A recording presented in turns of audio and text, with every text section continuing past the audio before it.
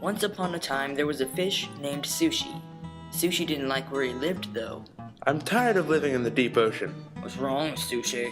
I don't like living in the aphotic zone. Aphotic means that there is no light. Even though I don't use photosynthesis, I want to go to the photic zone where I can actually see. And so, Sushi went up and up until he reached the photic zone. When he got there, he was still unsatisfied. I don't like it here either. The sections of the ocean all have different faults. The open ocean starts where the Earth's continental shelf slopes down towards the aphotic zone and reaches all the way across to the next continent. It is filled with sharks and jellyfish. The coastal ocean is too crowded because it is a popular grounds for fish and growth. I can't stay in the intertidal zone. It is the area between high and low tide. I can get washed up.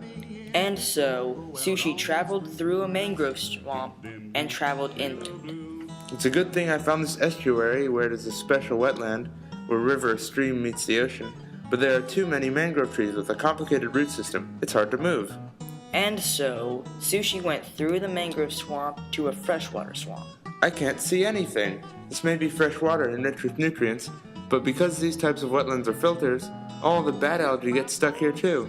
Who said that? Help me, I'm lost. I'm lost too. Oh wait, here's the exit. No, take me with you. And so, Sushi ventured on until he found a freshwater marsh. Wow, this freshwater marsh is full of life since it circulates oxygen throughout the plants. That attracts all sorts of animals. Even a puffin! I have to get out of here. The puffin is my natural predator, in the Arctic at least. And so, Sushi scrambled for his life until he came to a lake. This lake is interesting. Even in water, habitats vary in temperature depending on how close they are to the equator.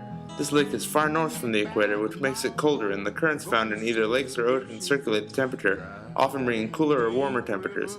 Since the water is cold, the water has more dissolved oxygen. Now I have a lot of oxygen.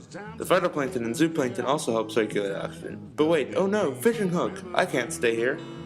And so, Sushi sadly swam south, soon sighting a swerving stream. This place is covered with organisms that live on or live in the rocks and miscellaneous sediments. We are known as the benthos, because our habitat is known as the benthic zone. We are only found in lakes, oceans, and streams. I didn't know plants could talk. I didn't know animals could talk. Good point. But if you live on the floor, how can you use photosynthesis? Well, the benthic zone is also in the photic zone. Rooted plants and algae can grow, but not chemosynthetic autotrophs are the only primary producers. I might stay here, but the current is too strong. I'm being sucked away. That's why I'm rooted to the rocks. Please come back. You're my only friend. And so, Sushi was forced to go with the flow until he ended up in a bog.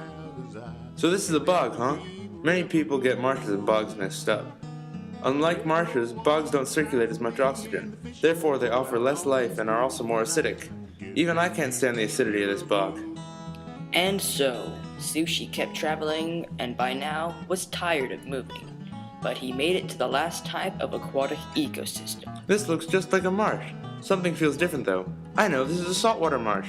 They are like freshwater marshes, but all saltwater marshes are estuaries, and salty ocean water is adjacent to it. The marsh is filled with saltwater. Basically, the two types of marshes are estuaries, which is saltwater, and non-estuary, which is freshwater. I love it here. At long last, Sushi had found a place he could live in. But years went by, and he became bored. He needed to be with his own species. Isn't that how nature is supposed to work? And so, when the next school of blueback herring fish swam by, he stopped everything and swam out that estuary back into the ocean. Thus, his educational journey came to a close. The